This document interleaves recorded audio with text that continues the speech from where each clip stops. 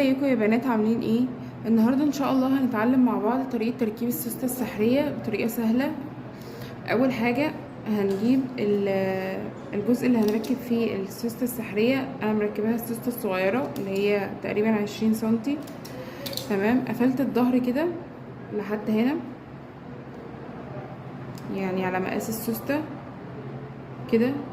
طبعا مش على مقاس السوسته بالظبط، لان هو مش لازم، هي يا دوبك السوسته دي لازمتها ان هي تعرف تلبس منها، بس تعرف تدخل دماغها من الفستان اللي هتلبسه او البلوزه، يعني ايا يكن. تمام، فبنكون قفلنا للمقاس اللي احنا اخدين عليه.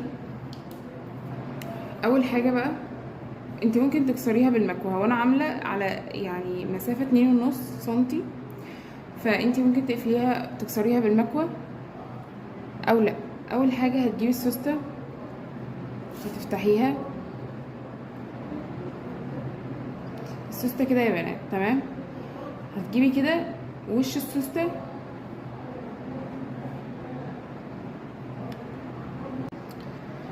المهم يا بنات زي ما اتفقنا ان احنا هنجيب وش السوسته، يعني هي السوسته اهي تمام، هتكون مقفوله.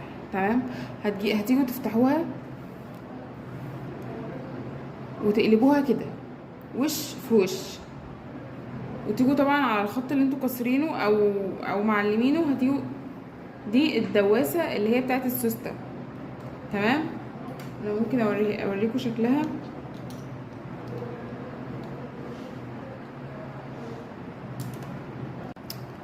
المهم يا بنات، دي الدواسه بيكون ليها كده هنا، بصوا هي من هنا عاديه اهي، من هنا ليها طبعا من هنا مفيش، يعني من هنا مفيش رجل، هي الرجل الوحيده دي هي بتبقى رجل واحده ليها بس الفتحه بتاعه الابره، علشان ما تسيبش مسافه وانتي بتخيطي السوسته، ودي افضل حل. في منها يمين وشمال. تمام، انا معايا الشمال دي بس، لكن يعني انا معايا اليمين برضو، بس انا ما استخدمتهاش، يعني حتى مش عارفه هي فين، ما طلعتهاش حتى من الكيس بتاعها، فهقول لكم تركبوا ازاي بيها يمين وشمال عادي. تمام، هركبها.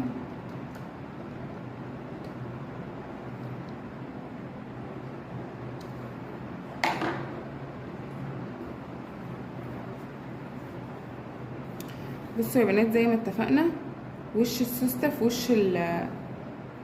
وش الفستان كده، وتبقوا ظابطين ان الخياطه، ان اخر الخياطه اللي هتخيطوها في السوسته من هنا توصل للخياطه اللي انتوا عاملينها هنا. تمام، هنجيب كده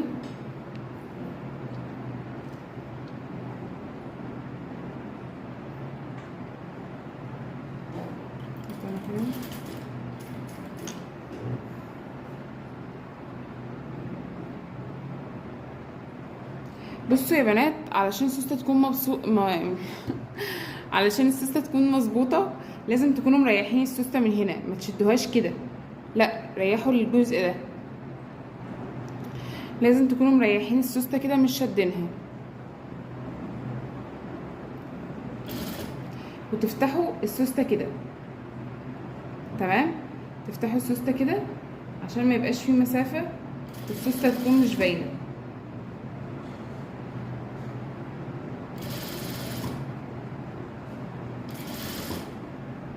شايفين اخر الخياطه عند اخر الخياطه اللي انا عاملاها في الفستان نفسه، وتثبتوا كده. بصوا يا بنات، يعني لو جربنا نقفلها كده، شايفين ما عادتش باينه. هتلفوا بقى كده، هتفتحوا السوسته وتلفوا كده،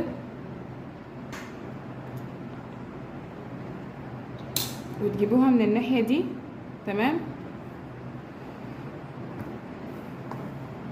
عشان تتاكدوا ان انتوا ماشيين صح، لازم السوسته دي تكون معدوله كده. تمام، وهتبداوا تجيبوا دي كده،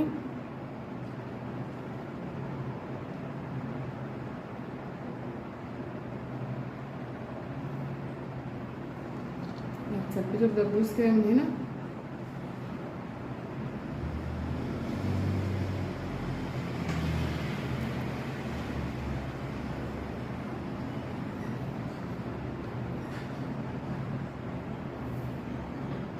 وتدخلوا الابره وتغرزوا الابره كده.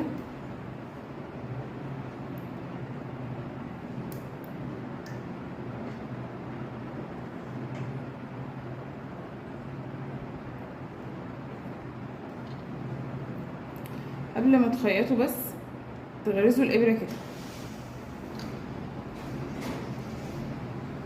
شيل الدبوس.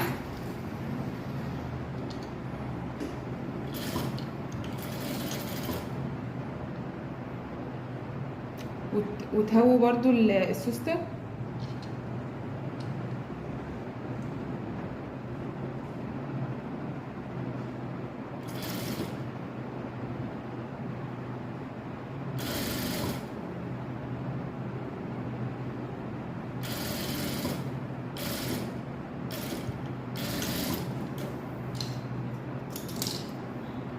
بصوا يا بنات، هتحاولوا تطلعوا كده السوستة.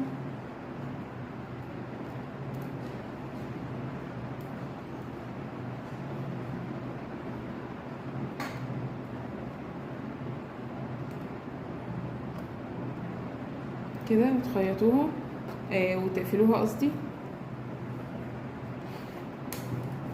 بصوا يا بنات، مخفية خالص في الخياطة ومش باينة. تمام. طيب علشان تتأكدوا ان هي من هنا اتقفلت كويس تعملوا ايه؟ هتروحوا جايين كده عند الناحية اللي مفيش فيها الرجل دي، هتيجوا من تحت كده شوية، من هنا مثلا اللي هو من قبل السوستة، وتروحوا مدخلين الإبرة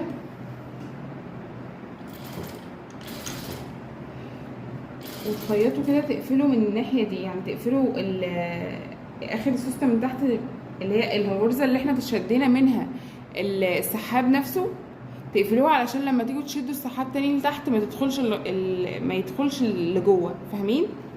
هتقفلوا بس الحتة دي كده.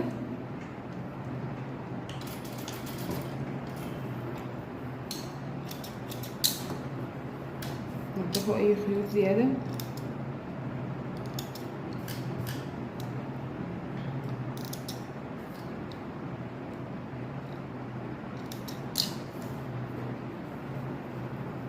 شايفين يا بنات؟ مهما بقى فتحتوا كده السوستة مش هتغرز هنا ولا حاجة. فاهمين؟ وبس كده يا بنات، وصلنا لنهاية الفيديو. يا رب تكونوا استفدتوا، وان شاء الله نتقابل في فيديوهات تانية كتير. لو عجبكم الفيديو متنسوش تعملوا لايك، ولو انتم مش مشتركين في القناة ياريت تشتركوا وتفعلوا زر الجرس، ولو عايزين اي حاجة تانية اكتبولي في الكومنتات وانا هعملها لكم ان شاء الله.